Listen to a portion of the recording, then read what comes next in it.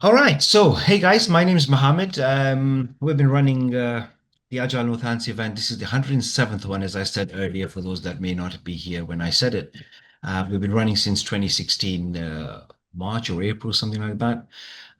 We have a small team behind the show here, and we like to bring people together to come and learn about Agile stuff, improving organizations, and all the good stuff that we do in whatever capacity that is, so that we can get better at what we do, enjoy the work in the places that we actually go and add value and make impact, and spend a bit more meaningful time in organizations that's actually outcome driven rather than just get on with being busy type thing. So today we have the pleasure, of course, in having Noel with us, who's going to be talking to us about some of the agile bullshit that he's discovered in his path into the.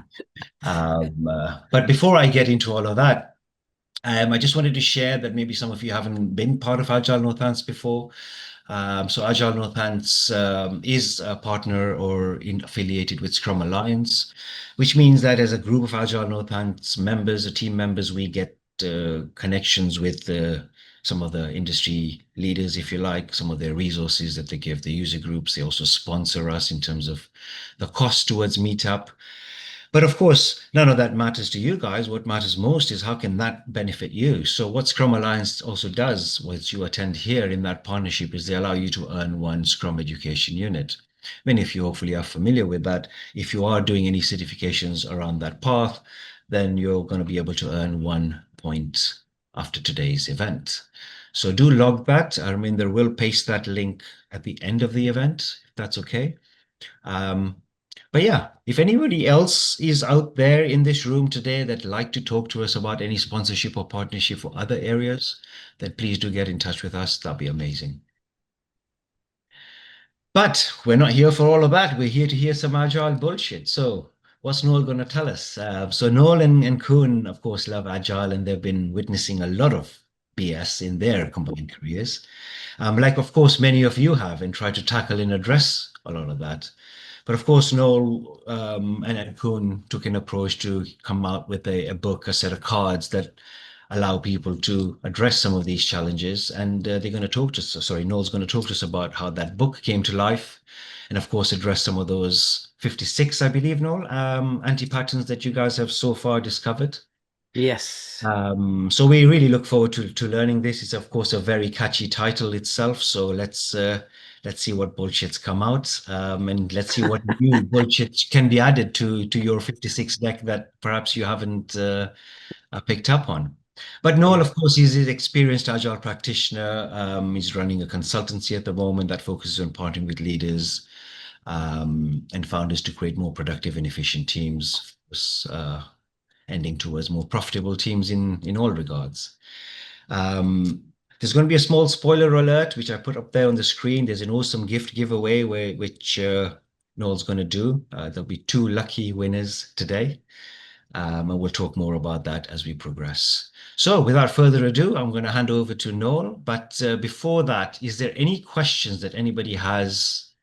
Any challenges with connecting or hearing sounds or seeing Noel, of course?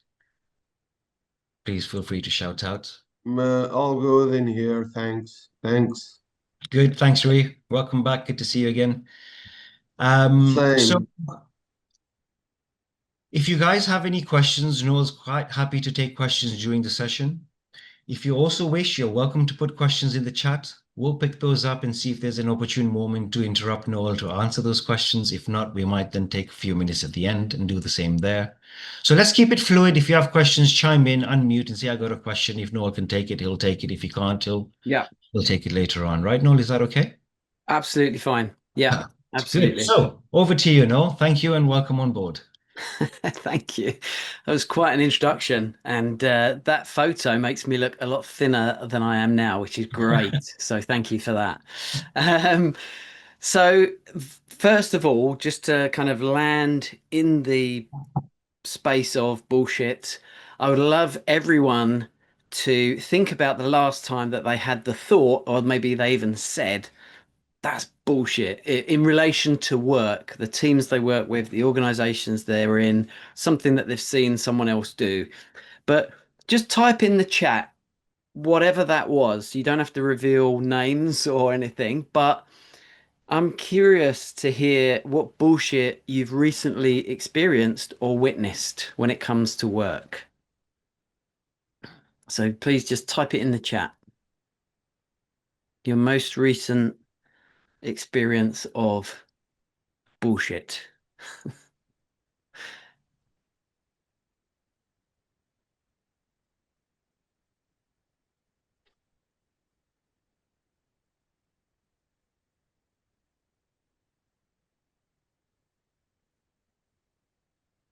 Okay, Joe, thank you. All the Scrum Masters are being let go. Oof, ouch.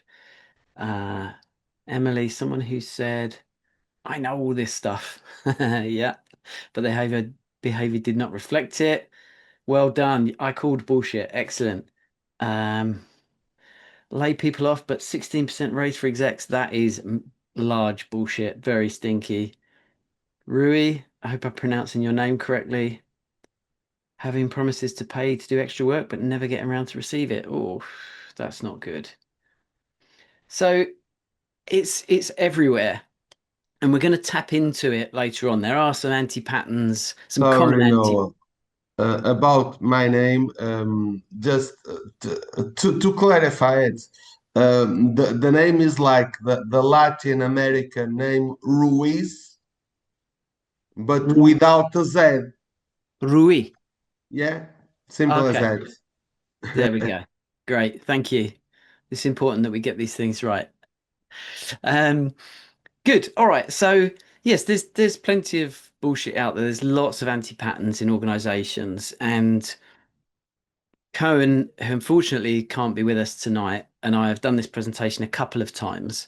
Um, and the way it works is there's about 10 minutes where we just give you a bit of background about it, but then the fun bit starts where you get to play a game of bingo where there will be two winners, and that will generate a conversation where we put you into breakout rooms and you can meet some other people and have a chat about some anti-patterns that come up completely at random based on the game that we're going to play. Let me try and share my screen and talk to you a little bit about this. Can you see this screen? Yeah, okay, got a thumbs up. I'm just moving the windows around. Okay, so what's really important is I'm not sure at what point you became aware of what we've been doing, but we never set out to write a book. So I think it ended up being a really nice story of agile product development, but not even in a deliberate way. It was purely by chance. But we've got some slides here that help kind of articulate it a little bit. So I posted this picture on LinkedIn um, about 3 years ago. It's not even my picture. I stole it from this US Department of Defense. You may have seen it. There's a PDF online. If you Google it, you can get it. It's free. But they created this thing called an Agile Bullshit detector. But they had this really horrible visual of it, and it used to wind me up. And so I just created a slightly more appealing for me visual and put it online. And off the back of that, I got a reply from this guy, Cone, who I still have never met in person. So this whole journey, the cards, the book, everything, it's all been done remotely. But he posted that he'd put in a topic at a conference, it didn't get accepted. But maybe there's an activity we could create. I said, yeah, great, let's play around with it.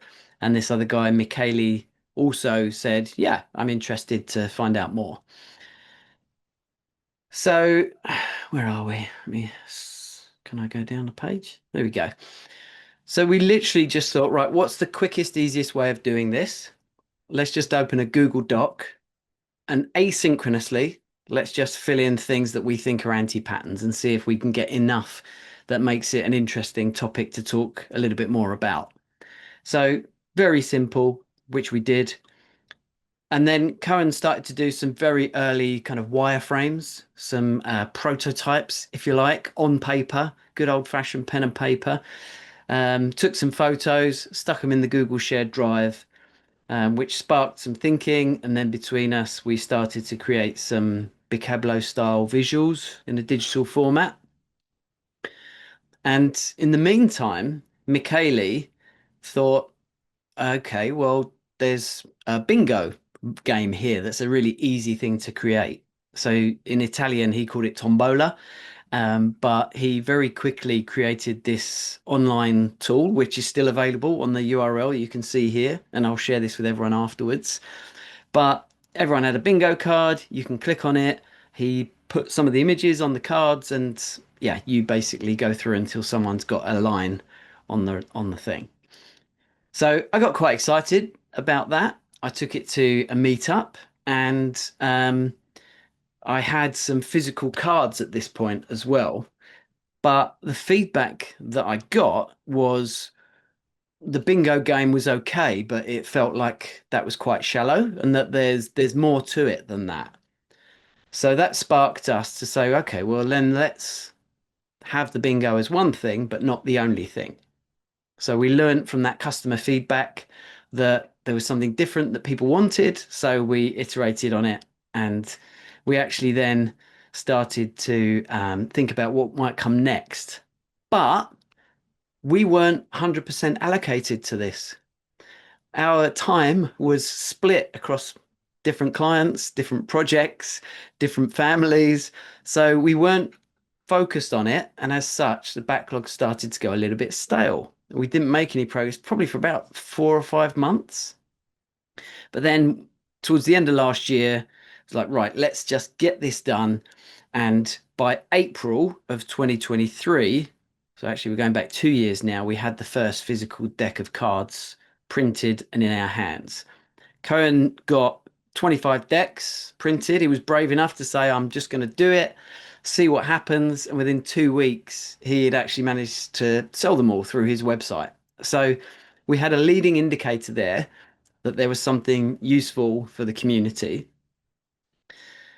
And also it was being distributed quite widely. So it wasn't that there was a certain market that were interested in it. There was quite a diverse set of markets. He also created a board game and started to think about different ways that we can do it, because Cohen is very much, he calls himself a serious gamer, and he creates all sorts of fantastic games that are really useful for the Agile community. So I was very lucky to stumble across him by chance. Um, so we had the cards, we sold a few decks, and we thought, well, why not let's start writing about these on LinkedIn. Again, without any real plan, but let's just start it and see what happens. So Cohen picked card number one, wrote a post on LinkedIn, and about 3 weeks later, I decided to also pick a card and write it. And we started to get quite a bit of interaction from the community on this. And so we actually continued to do it for a whole year.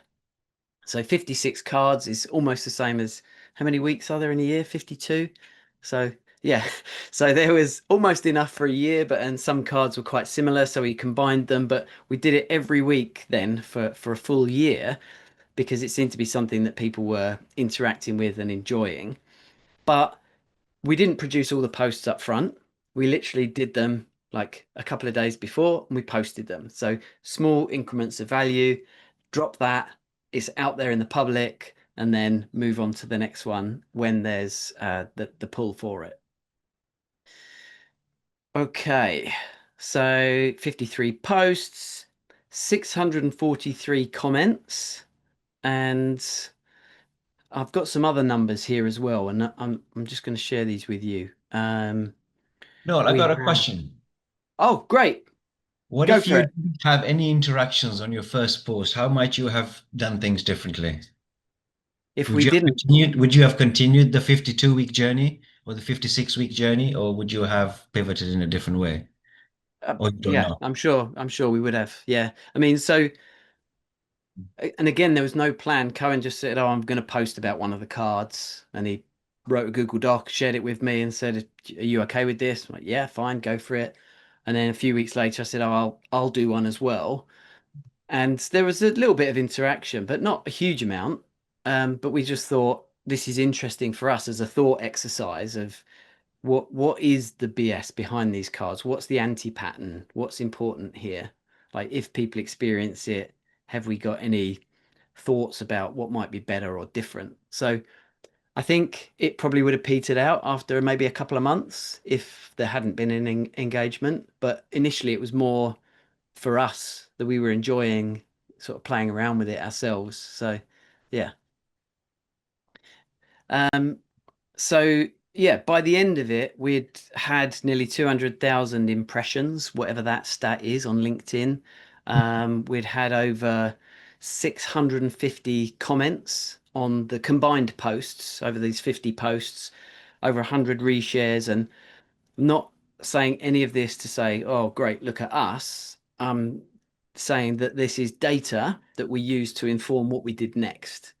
So there was clearly some indications there that people were interested in it. And there were some common themes that kept coming up. Like, there were certain cards that were the most shared and the most commented on. So we're like, okay, this is clearly like a really hot topic for people right now.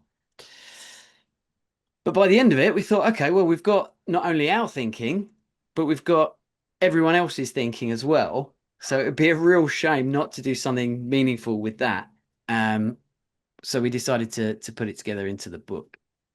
Let me show you the book briefly, and I'm going to switch cameras here. So bear with me. I've got this fancy camera. It's probably going to come out upside down, but let me just try it. There we go. You see that? Yeah.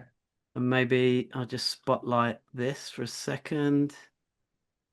Okay, so physical book that has the 52 anti-patterns in it that we actually managed to organize into quite logical chapters. So things like team formation, sprint planning. But what we did, because we had all the comments from the community, was we actually reached out to people and said, would you be okay if we included it? And so every chapter, every section, every card of the book is not just thinking from me and Cone, it's thinking and insights from the community as well. I read a lot of books, and so it was important to me to design the book in quite a visual way that was easy to digest. You don't have to read it cover to cover. You can literally just dip in and dip out. And there are key takeaways. So each section or each particular card has got just a short summary if that's what you prefer. And at the end of each chapter, there is a summary of the chapter. So very simple and easy. The Kindle version isn't as visual, but has still got all of the content in it. But we ended up with over 85 other contributors to the book. So whilst it's got me and Cohen's name on it, there's a whole bunch of other people as well. So yeah, there's a huge amount of, and some great. We were really lucky. We had people like Mike Cohn, Karim Harbo, various others as well. Jeff Watts, that they contributed to Bias, who many of you will know. So yeah, really lucky. It's a real pleasure to sort of, on behalf of the community, pull it together. Okay. We then had the deck of cards. You can see this was the original deck of cards. I'll just open this. These are the bridge size. They're quite small, with the bullshit on the back. But after a year, I think Cohen had sold maybe 50 decks. I'd sold something similar. So we thought, maybe let's iterate on it. Let's create a new version. So this is the current version, and these are the cards that someone is going to win today. So they're bigger, browner, and they're refined. So some of these cards were new in between the two decks. So there was things that were coming up as hot topics on LinkedIn and various other places like Agile is dead. And there were some cards that people didn't really comment on, to your point, Mohammed, where we thought, okay, maybe that's not of interest. And there were some other ideas that came up that people suggested that we hadn't thought of. So we included those. So yeah, that was that was the journey of how we ended up with a deck of cards and a book purely by chance over a 2-year period of just trying stuff out. I'm going to stop sharing for a second. How do I do this? How do I stop sharing? I'm not sharing. That's why I'm spotlighted. 1 second. Remove spotlight. There we go. Any comments from the participants from what Noel shared so far in terms of the approach they've taken? Anything intriguing, anything inspiring? It's not basically the one that just caught my eye was, well, it works on my PC, because it just makes me think of all the times you get, well, it's sent on my computer, well, it's showing on my computer, the indignation that people have. I thought that was a really nice one. Yeah, absolutely. Yeah. There was we started out with quite a team focused, but there was a lot of stuff that emerged that's actually like an organizational problem or dysfunctions that are outside of the control of the team, or just things that are status quo within an organization. And yeah, so there's lots of interesting stuff in there. But what I'd like to do now is play a game of bingo. So the people on the call would need a pen and a piece of paper. Yeah, it can be a post-it note. No one's going to see it, but I'll switch cameras and I'll just show you what I'm going to ask you to do. So just while I figure that out, you need a pen and a piece of paper.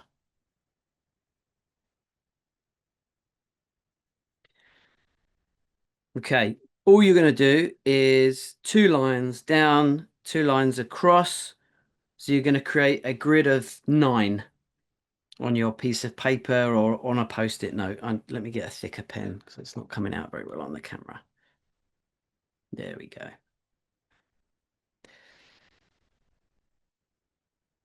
Okay, there are 56 cards in the Just deck. going for a pen, be right back. Sorry. No problem.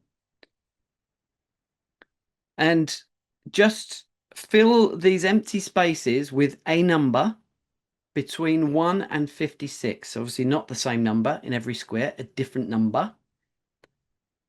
But just random numbers, any 9 numbers between 1 and 56. And you just write them wherever you want. So it really doesn't matter what you come up with. It's completely random.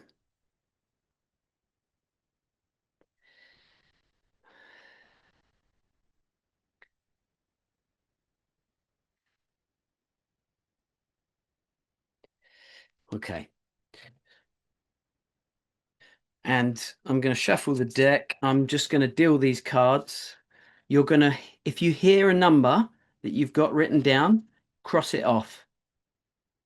When you get a line of 3, either horizontally, where's my paper? Yeah, either horizontally, vertically, or diagonally in either direction, you have to shout bullshit. And then we'll stop the game and we'll just check that you're not cheating. All right, here we go. So we're going to start with card number 5. So if you've got a number 5, cross it off. I'm going to go quite quickly here. We next have 49, 49, 49. Followed by 51, 5, 1. Will be the age of me at the next birthday. Number 9. All on its own, number 9. I don't know the bingo calls. In the UK, bingo is a real kind of old ladies game, and they have these certain calls, but I don't know them. Apologies. Okay, next 29, 29, 29, followed by number 10, the Prime Minister's residence. Then we've got number 12. This is showing my shuffling isn't very good. 1, 2, number 12. I'm going to give him a quick shuffle. Followed by 34. 3, 4, 34. 35. 3 and 5. 35. Followed by 30, 30, 30. And then we've got 36, 3 and 6, 36. Tension is building. I can feel it. Someone's close. 45, 4 and 5, 45. 47, 4 and 7. Followed by 16, sweet 16. 1 and 6, 16. Followed by number 8. Number 8. Oh, someone's going to be there in a minute. 50, 5 and 0. That is my age. Bullshit. Oh, Carmen. She's Yeah. called it. Yeah, Okay. Carmen, tell us what 3 cards you got. I'm guessing 50 was one of them. I got 8, 29, and 35. 35. 29. Yes. Okay. 8, 29, 35. Yes, absolutely. We have a winner. Thank you. So would you like the cards or the book as your prize? Especially because I'm from Germany and I'm the first time with you. So it was an interesting topic, and maybe it's the easiest way to have the book as a ebook or something like this. Maybe you can send me it as a ebook. I don't know, because otherwise the transport cost would be too high. That's totally fine. Maybe afterwards we can get your address. I'm happy to ship it over. That's fine. Okay. But so you are absolutely the first winner, but we're going to go a little bit longer just until we get the second winner. So if you haven't won yet, don't worry, there's still a chance. So I'll carry on with the deck. 52, 5, 2, 52. And remember, if you get a line of 3, just come off mute and say bullshit. Number 7. Number 7. 55. 5 and 5, 55. And we have 20, 2, 0, 20. 38, 3 and 8, 38. 53, 5 and 3, 53. Followed by 43, 4 and 3, 43. 42. 18, 1 and 8, 18. Bullshit. Hey! All right, let's just do a quick check. So what are your numbers? 7, 50, and 18. Okie doke. Let's just do a quick check. 7, 50. There we go. Yes, absolutely. Well done. So you will get a deck of cards, Emily. So the guys will collect your address afterwards.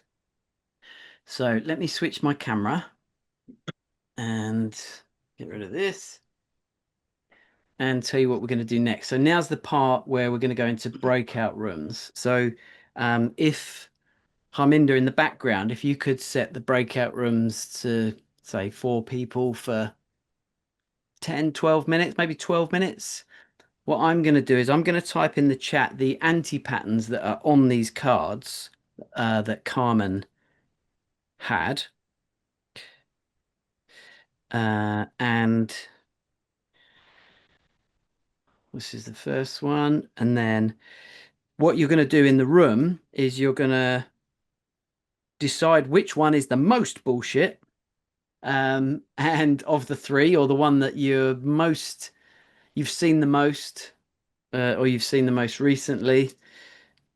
And you're going to talk about what's the impact of that if you were to do nothing. And then you're also going to talk about, well, if you did do something about it, what might you do about it?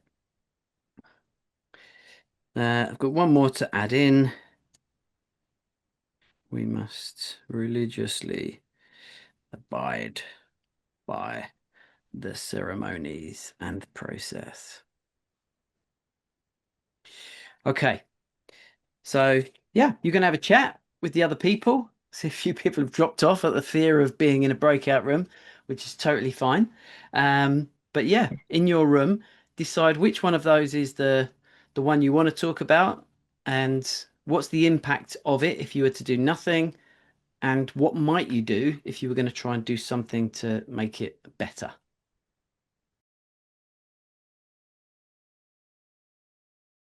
Welcome back, everyone. Welcome back. Hello. I'm always curious, like, are people laughing? Are they like frowning? Are they like, well, you never know what's happening in the breakout room. Yeah, crying. Oh, I've been there.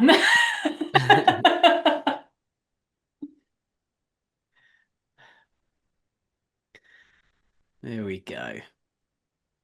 Welcome back, everybody. Good. All right. Obviously, not everyone feels comfortable talking about things in a big group, so sometimes those small groups are useful, just so that you get the opportunity to have some time with a smaller group of people. But would anyone be willing to share, now that we're back in the main room, of some of the conversations that came up whilst you were in the breakout room? Was there anything that surprised you, or that you felt particularly strong about? I felt strong about the we must religiously abide by the ceremonies and process, just because that is linked to a webinar I delivered a few weeks ago, and I was with an HR team, and they were like, "Oh, so you mean we don't have to religiously follow the ceremonies and processes if we want to be agile?" And I was like, "No, you don't." So that one's really, I like that one, because yeah, that wasn't a bullshit, because they were very lovely with it, but it was very much a perception of the way they've interacted with Agile previously. It is, these rules, these frameworks that you do it all or nothing. So it was really nice to dispel that myth. Yeah, great. Thank you for sharing. Yeah, Harminder raised something similar. It was me, Harminder, and Mohammed were in a room, and yeah, he raised something similar. He's like, well, shouldn't you follow the ceremonies? And I'm, well, yeah, you should, but up to a point where it's no longer relevant. Or, if you've got a process that is just not fit for purpose, and it's getting in the way of you delivering value or doing good work or getting shit done, then change it. That's the key thing. Is, I think, Mohammed, you said it really nicely. It's that, one of the key elements of agility is being able to inspect and adapt. And if you just accept, if we're doing Scrum, we have to follow these things, regardless of what's going on around you, at some point that's not going to become helpful. So yeah, thank you for sharing. What about the other room? What else? What came up in the other room?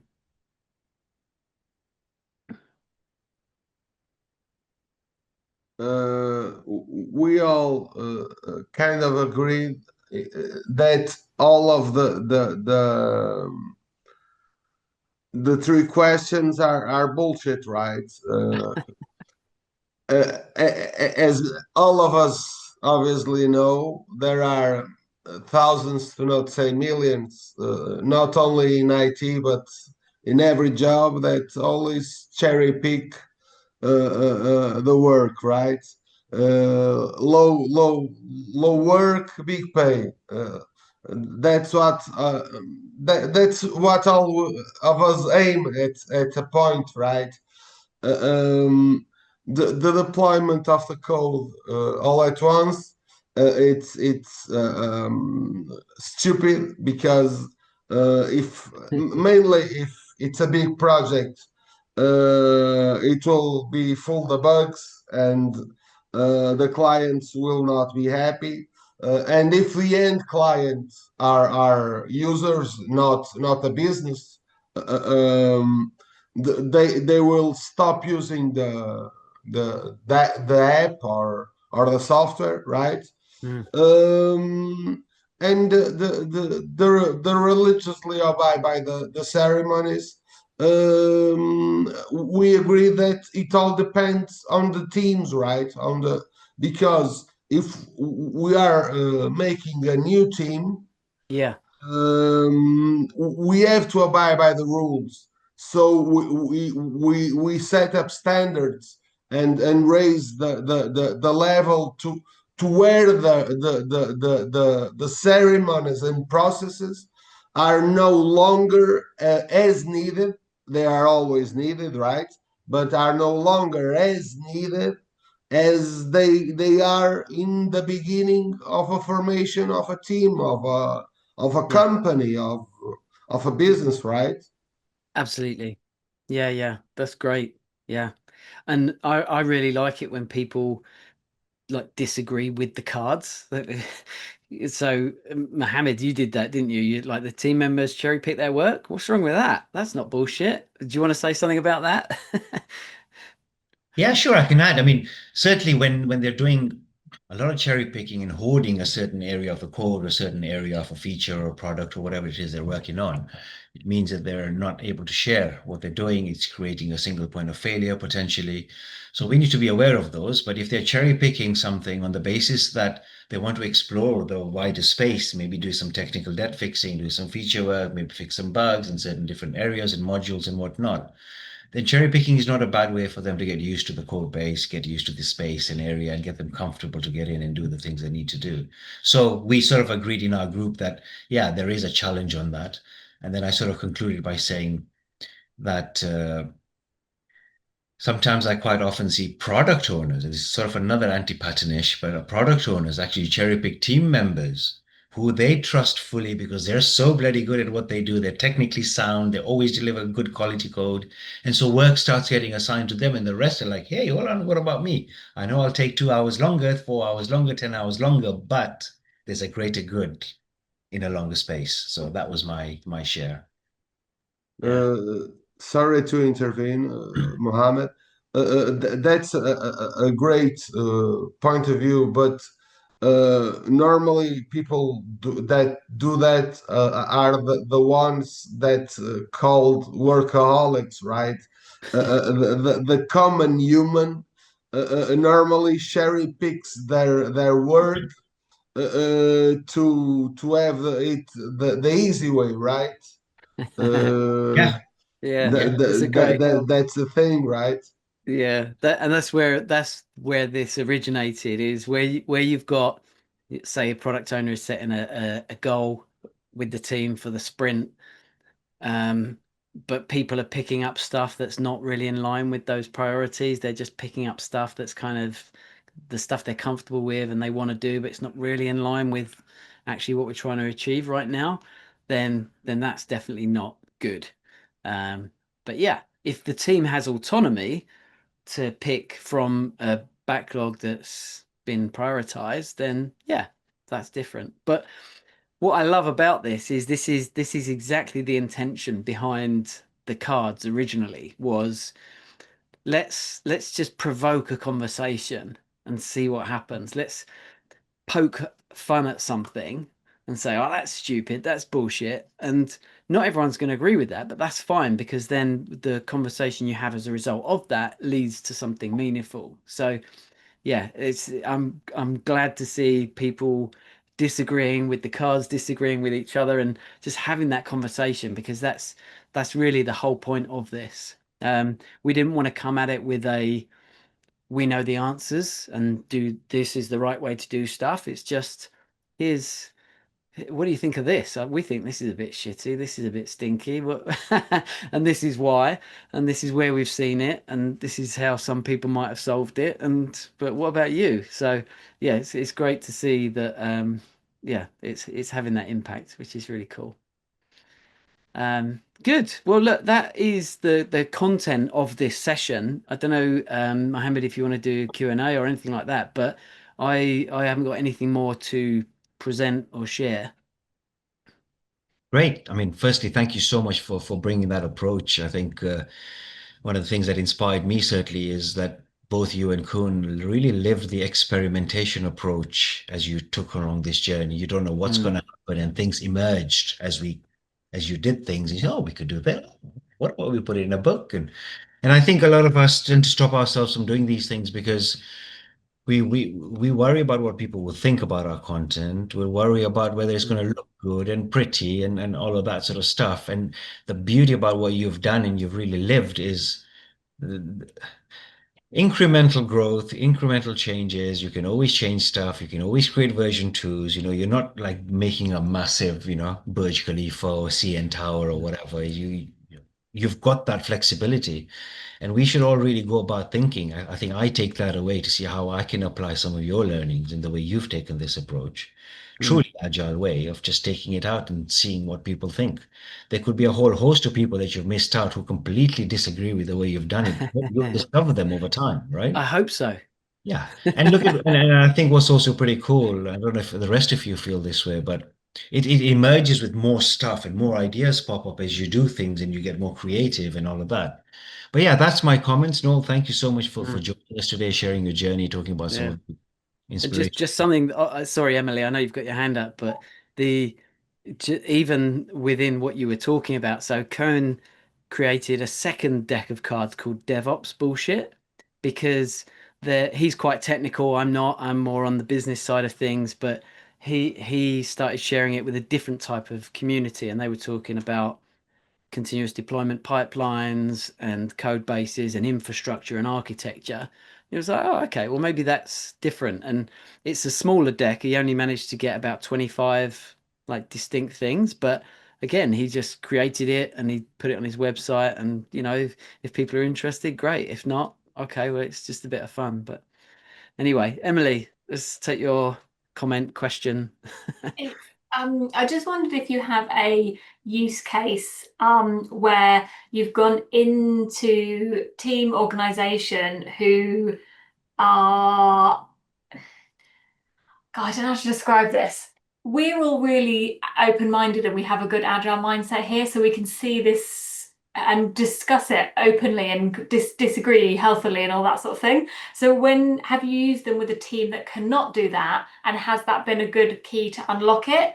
Or have you still found that it actually worsens it because actually all the things that they're doing, like cherry picking, is then put under a spotlight? Great question.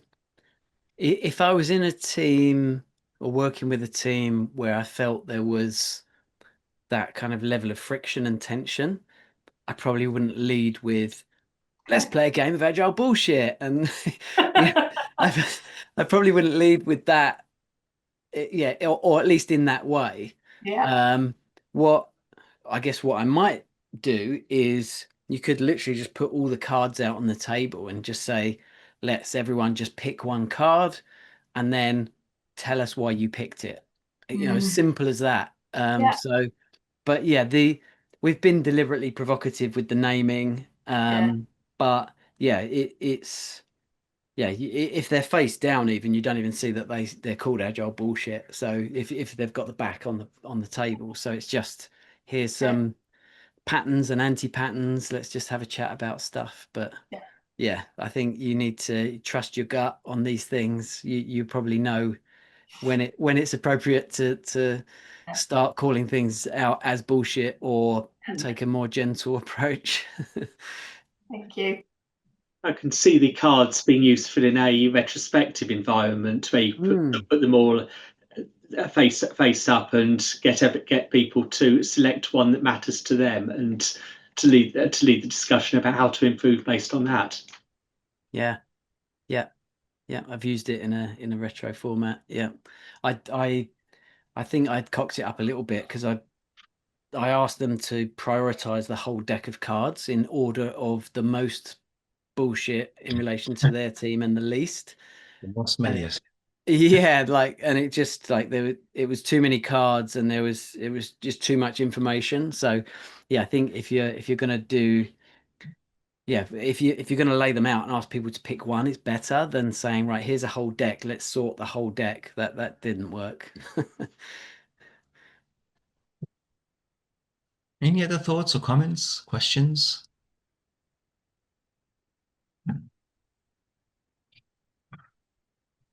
No, great. Yep. So we need the addresses of the people that won, Carmen and Emily.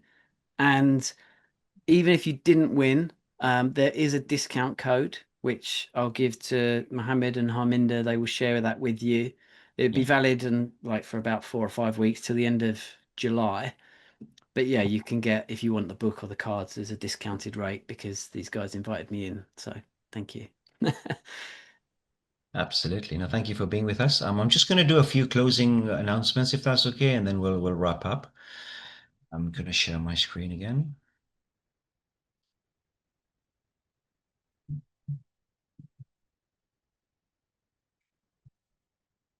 Good stuff. So, like Noel, I put a call out to one of the breakfast groups that I'm part of in WhatsApp, and Noel, of course, answered the call for speakers, and we brought him on board.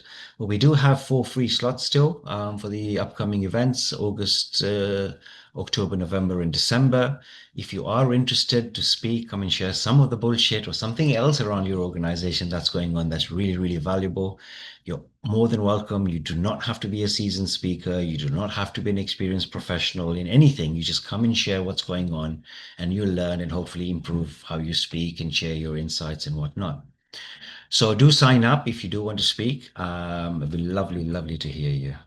Of course, we have some members here who spoke literally last event. Emily's here with us. Richard's here with us. And these are, growing members of our Agile Northants community. So if you are interested, please do get in touch.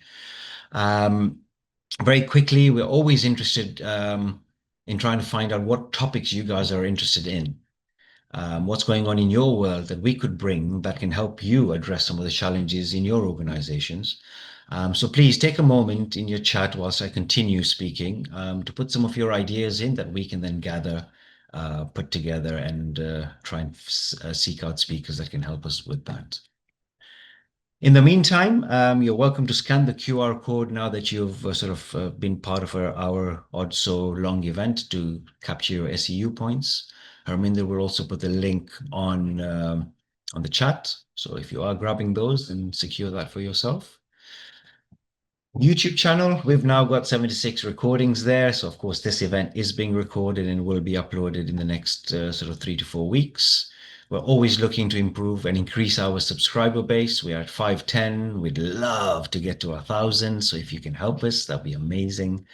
Share the word, all of that good stuff. I'm not going to share, like, subscribe, all of that nonsense. But if you find the group valuable, there's a lot of good talks in there. There's a lot of very, very good speakers and content out there. So do check it out, even if you don't want to subscribe. Of course, the bingo prize winners, we've got Carmen and Emily. Take a moment if you can, if you don't mind, to send me the email address at theagilenorthants@gmail.com. Emily, we're already in touch, so you're more than welcome to just reply to the email and we can deal with that. That'll, of course, remain confidential, but I will need to share it with Noel, so I hope that that's okay with you guys because he will post it to you. Carmen, you mentioned that you'd prefer an ebook just from a cost perspective, but of course, Noel is happy and willing to send it to you in Germany. So please do send us your address and he'll ship it to you. So is it possible to get in contact with Noel on LinkedIn personally and to exchange the addresses and so on? Yeah. If you want to get in touch directly with Noel, absolutely. Both of you could do that if that's what you want to do. Just make sure you claim your prize. That's all I care about. Yeah, of course, yeah. And we will arrange it. No problem, Noel. And I'm really very happy to win the first time present and to win this. Really, thank you very much for that. Good. And of course, the last announcement, our next event is actually a person I used to work with. He's actually in the States now. He works for Amazon. He's an architect there. So he's coming to talk to us about architecting innovation and particularly how they did that at Amazon. So come check it out. It's a pretty cool event. We should have some things around how they set up their technical setup as well to achieve the agilities. But the focus is really about startup mentality moving towards global impact. So do take a moment to register. But other than that, thank you guys for being here. Thank you for the interactions, the questions. Thank you to Noel and Harminder as well for being here. And we'll see you guys in 1 month. Great. Thanks again for the invite. Cheers, everyone. Great to meet you. Thanks. Thank you. Nice to see you all. Thanks a lot. Well, Bye. Bye.